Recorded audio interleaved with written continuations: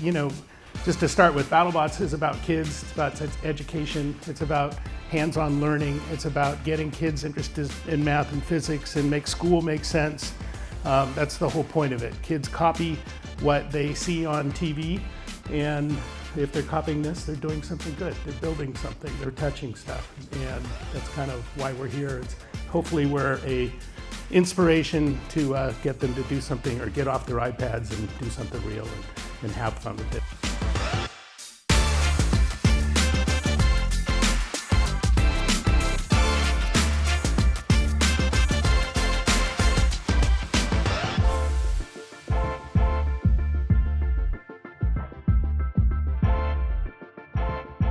Hello, everyone. Today we have Trey Roski joining us. Trey Roski is a visionary entrepreneur and co-founder of BattleBots, a television series that has captured the fascination of robotics enthusiasts and action seekers alike. With a passion for inventive engineering and competitive spirit, Trey helped transform the landscape of robotic combat by bringing it into the mainstream. His innovative approach and dedication to the sport have played a pivotal role in fostering a community where creativity meets competition. Under his guidance, BattleBots has evolved from a niche interest into a dynamic platform that celebrates technological prowess and entertains audiences around the globe. Welcome, Trey. Thank you so much for joining me. Thanks for having me. Thanks for doing this. So we're going to take a bit of a journey into your past leading up to now. So we're going to kick it off with our first question. When did you have your first robotics experience, and how did that lead to founding BattleBots? Where it all started is with three cousins. It was Gar, Greg, and me. Our mothers were sisters, and we were pitted or put together. One of us would all go to the other's house, and we'd spend weeks, days, whatever it was. We did break each other's toys. That was part of what kind of encouraged us along the way. We used to have these Cox cars, which were these little gas-powered cars, and they weren't RC back then. RCs were too expensive, but we would race them on strings, and sometimes we'd smash them into each other. The strings would match up. And then we go fix them and put them back together and start them up again and figure out different configurations of them. So that's kind of where it started. Where it went from there is cousin Greg had two really close friends, Mark Satrakian and Peter Abramson, both of which, if you watch the TV show, you've probably seen. Peter Abramson is our bot whisperer, and Mark Satrakian built things like Megadon and the Master and all that stuff for BattleBots. But where it all started was with Mark Thorpe. Mark Satrakian and Mark Thorpe, this is kind of get a little confusing, worked at ILM, Industrial Light and Magic, for George Lucas. And Mark Thorpe was a model maker. He built the Millennium Falcon. He built stuff for Raiders of the Lost Ark and all kinds of stuff for ILM. But ILM had a lot of great engineers to make those movies the way they are. And Mark Thorpe came up with this idea. He made a remote control vacuum cleaner. He was the first one to he made a model of a tank and drove the tank around and put a vacuum on it. Didn't vacuum well at all, but it was fun to kind of chase the cat and dog around, and it kind of ran into things and pushed things around. And he got this bright idea and said, hey, maybe I'll get some of my ILM friends to show up and build some robots, and we'll hold this event. And he called it Robot Wars. So in 1994, he invited a bunch of the ILM crew and anybody else he could talk into it to come and build a robot. And that's what started it all. Greg went with Mark Thorpe, or Mark Satrakian and Peter, to help Mark with his robot called the Master. And he immediately came home that weekend and said, Trey, we got to build one of these things. So we built a robot back in 1995 to enter Robot Wars. There were weight classes back then. We had never done this before, so we built a middleweight robot, an 80-pound robot. The heavyweights were 160 pound. And the initial idea was we thought we'd build a big giant boat prop, or we'd go get a big boat prop, like one off the Queen Mary, and we'd put wheels in it and drive it around and have it spin really fast, and it would be, a bunch of wedges that would spin, and anybody that came near it would just knock away. And that was the original idea, and then we figured out what a boat prop for the Queen Mary weighed, and it was thousands of pounds, and so that wasn't going to work. So we figured, we'll just take one leaf of the boat prop, which was a wedge, and that was what we built. So we had everything was recycled. We had some old aircraft aluminum that we found in a junkyard. We used red wagon wheels off a red wagon. We used starter motors to make it work. We didn't have any money back then, so we didn't have a thing called the speed controller, which varies the amount of power that goes from the battery into the motor to turn the wheels.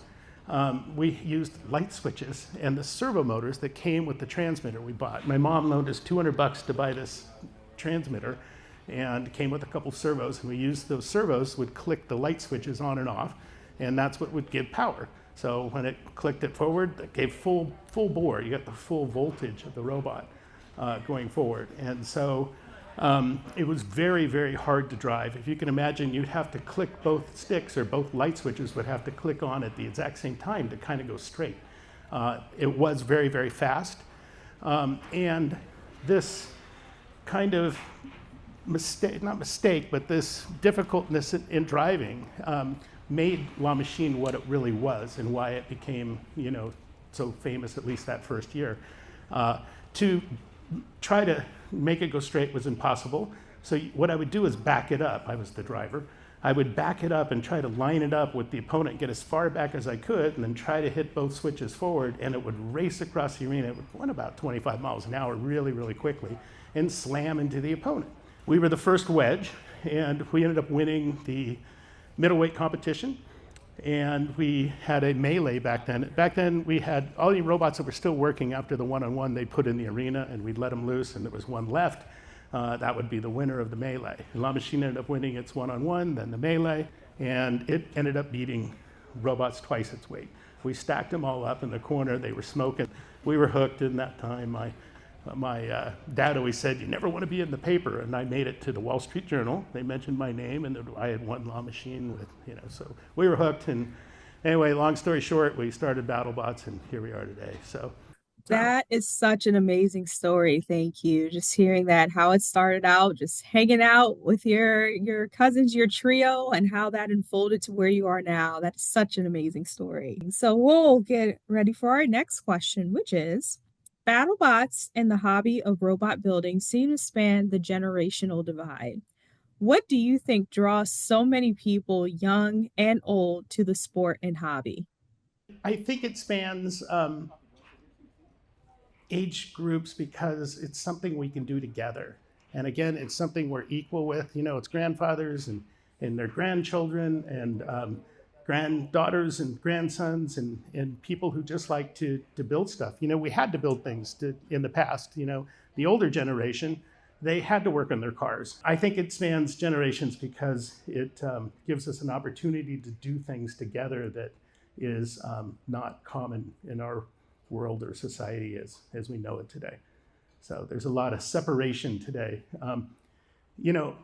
Another thing about ID Tech is that kids, as they grow up and go to school, schools kind of pit you against each other. It's who's going to get the A, who's going to get the F, and the BattleBots program in schools in ID Tech causes kids to work together. And that's what we need. We need to teach kids how to work together. We need to work as a team. None of us do well by ourselves. We need companies where kids or employees work together as a team, because that's what's going to benefit the company. And ID Tech and BattleBots and the program, it forces you to do that. And there are kids that come into the program that say, oh, I want to do it on my own and all that. And I think that's great. Let them, because what they realize is they need each other.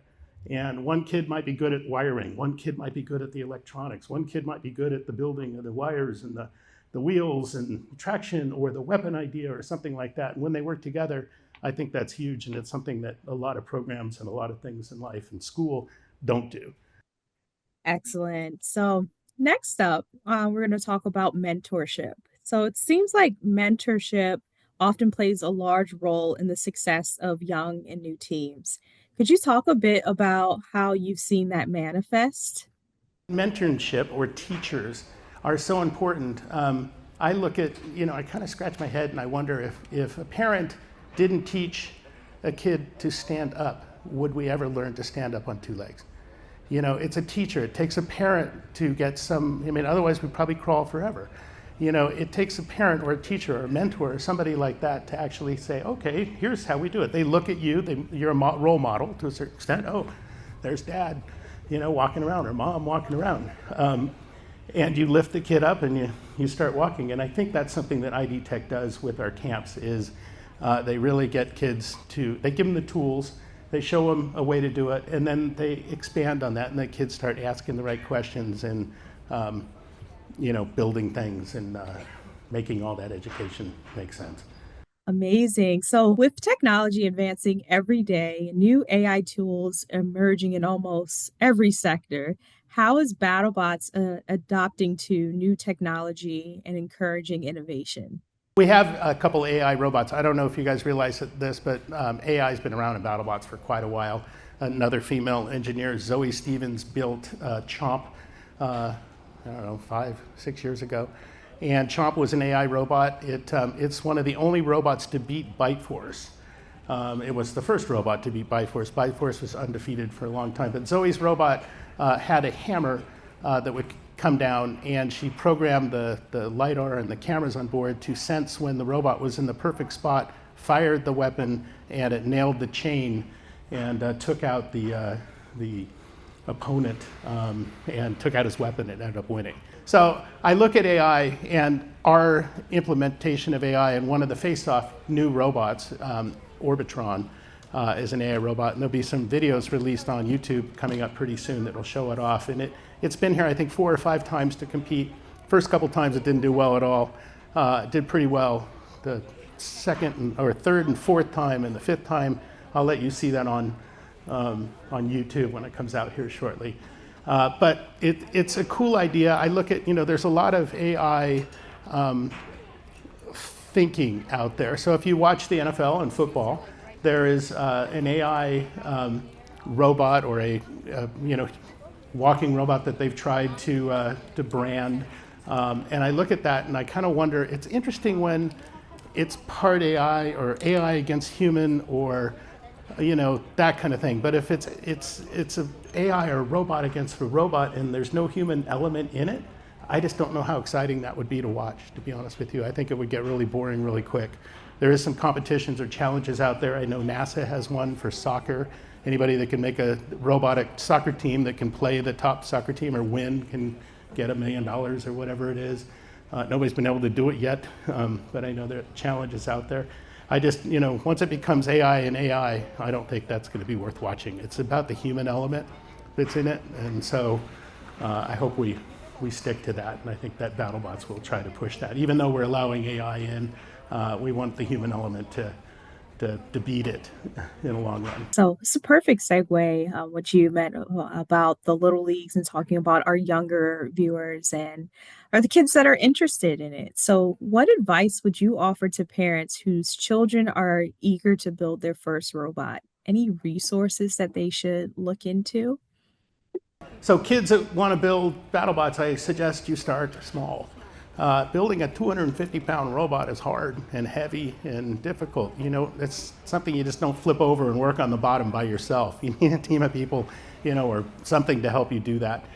So start small. There's a lot of weight classes out there that you can start on. There's ant weights and beetle weights and, 5-pounders, 15-pounders, 10-pounders. Find a local competition, go to it and view it, see what people are building and what they're coming up with, and then go and figure it out yourself. I like to start with popsicle sticks and hot glue gun and servos. I like to build very simple erector sets or Meccano sets or Legos or tools like that are also a great way to start. ID Tech gives you those tools if you ever take the camp with them. They have a lot of parts and stuff that you can use to start with. They're basically like erector set kits or VEX kits that help you out. All right. So revisiting a statement that you made earlier in your journey into robotics about parts. So there have been a few, we'll say, scrappy robots on BattleBots that were built on shoestring budgets, yet perform very well, much like yours. What can you tell parents about the affordability of the hobby and how to overcome those hurdles creatively? It's about a good idea. When you're building a robot or you're thinking about your robot and you're drawing it out and then you go to actually physically build it, it's about having a good idea. and then building that idea and figuring out what works and what doesn't. I like telling the story, of these two kids that spent $200 and they built a multi-bot, which is two wooden boxes they had covered in carpet, and it's a bot that starts as one and breaks into two. And they went up against these very, very smart professors from a college that I shouldn't mention, MIT, and they spent about $70,000 on their robot. They had a camera on board so they could wear those goggles and drive it from the robot's point of view. They had saws that went in and out. They had a turret that fired a little cannon. They had a net throwing device. They spent a lot of money, a lot of time. They had thought this through. They came to win, and they thought they were going to win. These two little boys, when the light turned green, their multi-bot split into two, and between the two robots, they had gaffer's tape, duct tape, and they duct taped them down to the floor. There was a great shot where the guys are lifting their goggles, their TV on it, up out of the way because now the camera's blocked, and they ended up losing really badly and going home very sad. And the crowd loved it. It was one of the best fights ever. We outlawed tape after that because it wasn't going to make good TV, but it was really cool. And so that's what I mean. It's about a good idea. And I think when I was at Stanford watching all the kids make the ID Tech robots last year, it was amazing how many different ideas they were coming up with. And they'd have fight after fight after fight, and they would go change their ideas, or they would evolve their ideas and figure out ways to win. And everyone was different, and I thought that was unbelievable. And that's what BattleBots is about. It's what ID Tech's about. It's what these camps are about, and it's real exciting. So Spectacular. So you touched on this subject quite a bit, but I'll still ask to see if you have anything else you want to add. So how do you think courses like ID Tech's BattleBots help prepare kids for future success, even outside of the robotics world? So what kids get out of this camp is, or building a robot in general, but yet the ID Tech camp is coming up with an idea, building that idea, learning to work together, selling themselves, trying to get that out there. All these tasks or great educational things that they don't get in the normal world. And they build something, and this success, it's really about success, and it's really about survival. We have so much negative in this world, and back to the old education, who's going to get the A, who's going to get the F? Here you win just getting it in the box, and the light turning green and it moving out of that box. You've succeeded, and you feel that. The energy that you get standing in that driver's platform when that light turns green, there's this weird tingly sensation that kind of rises from your feet, it hits your head, your focus gets down, you're looking, it's you and the robot, the crowd might be cheering or booing or whatever, it all goes away, and you get this energy and this great feeling of success, and you've won. And it doesn't matter at the end, it really doesn't. If you lose in BattleBots, you got a new idea, and you go, oh, I can fix it, I can make it better, I know how to do this, Or you can fix that existing idea or make it better. Maybe it was something you forgot to do. And that success, that we need more of that in the world. We need more rewarding. Kids and parents and adults and grandparents and everybody need to feel good about things. And BattleBots hopefully gives you that opportunity. ID Tech gives you that opportunity to feel good about yourself. And we need more of that. So. Amazing. That's perfectly goes into our next question. What types of opportunities would you like to see created for kids interested in robotics and engineering? What type of opportunities? I hope and pray we can take BattleBots on the road, someday, and so we don't need to bring everybody to us, which is kind of what we do now, and we can bring it to them. I hope we can get more in schools and education and things like that. All the educational programs out there, some of you kids might have heard of FIRST or VEX or these other programs, they're great. They're all doing the same thing that BattleBots is. We're all in it together. BattleBots just has the hook of television, and we're trying to use that TV. And it's a simple idea, a simple sport. If you play the VEX or the FIRST programs, it gets kind of complicated, and it's hard to think through sometimes all the stuff that they're trying to do. Our rules are simple: survive. If you can survive, you're probably going to win. And survival is instinctual in us. Violence is instinctual in us, in my opinion. BattleBots is very violent. We're destroying things, but I look at some of these sports out there that are famous, boxing and UFC, and these are crazy. People are hitting each other. People are getting hurt. BattleBots, nobody gets hurt, but you have the violence. I think there is something in us that wants violence. I don't know exactly what it is. I kind of take it back to the hunt. I think we had to hunt to survive. I think that violence is stuck in us. And it's there. Why else would people watch fake wrestling or fake, and somebody hits each other in the head with a chair? That makes no sense to me. But here you get all that without the guilt. This is even what, this is violence grandma can love. So. All right. So we are at our last question. So we're going to round it off to see if we get any insider information. Is there anything exciting to report about what's next in the BattleBots world? What's next in the BattleBots world? Well, we're struggling to figure out the television world along with all the other people. Television has changed. We all used to have DirecTV or cable or whatever, and we all had to watch commercials and all that. Well, people don't do that anymore. And so the normal way of making television, where these commercial inventory or commercial ads pay for the shows, doesn't happen anymore. Everybody wants their TV for free. They want it now. And the whole world of television is trying to figure out how to monetize that, how to make it work. And they're all struggling. So we're stuck in that little wave, and we're trying to figure it out too. We're going to try to do a bunch of stuff on YouTube and see how to make that work and monetize that. But we've got some good ideas and some good potential partners that we're opening it up to, and we're trying to find a way that we can still be on Discovery or NBC or ABC or one of the networks and get it monetized another way.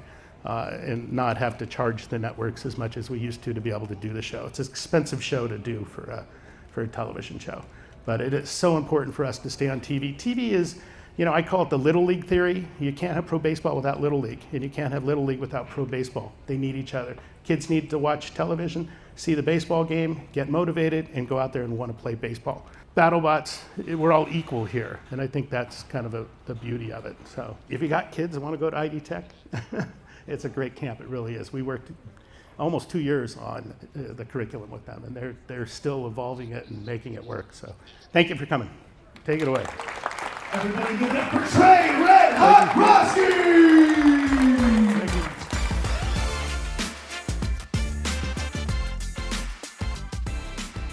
This is one of the pit sections. This is where we're working on the robots for tonight's show. Also, what happens here is during what we call proving grounds or face-offs, contestants come and they get to use part of this area to work on the robots for the weekend shoot. Mm-hmm. So during face-offs and proving grounds is where contestants come to practice. They'll come for 3 days, Friday, Saturday, and Sunday, and they'll practice shooting, practice working on the robots, and also, driving the robots and all that. Newbies will come and prove to us they belong in the TV show. So there's thousands of people that want to compete in the TV show, but only, about 80 get to come and compete when they, we shoot the TV show. I'm just showing you a few robots. These were some that were competed last night. And we have, probably 5 to 10 copies of what I call now kind of our house robots, okay, which are pretty much competing nightly. And we've made a bunch of copies of them and spares. And these are just some of the guys working on them, getting them ready for tonight's show and the weekend show. We have Jeff's little test box here, which is also works as a mini robot thing. These are the guys working. You can see Y2K2, which was our old host of BattleBots back in the background. So during our pay-per-view, sorry. So during our pay-per-view, this was our host. And I think there's a kind of walk in the back here and show you. You can see all the robots and Mammoth, one of my favorite robots. Nice. Is there, and Kraken. And this is kind of backstage. This is where the crew gets ready. And these are just pit areas that we have for outside contestants and working on our robots. In the corner, we have a little welding area. Um, and then we've got all our old machine tools, our mills and lathes and CNC machines here Mhm. that we do to work on the robots. And then, let's see, I'll kind of walk you through the tunnel. All This right. might be. So this is where this is the view of what the contestants come out to. Wow, And they that is usually, amazing. hopefully a cheering audience standing there. And I'll walk you around the back side here.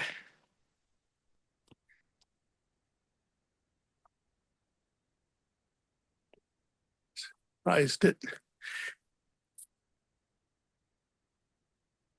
I'm filming here. This is Richard. He's our sound person, Hello.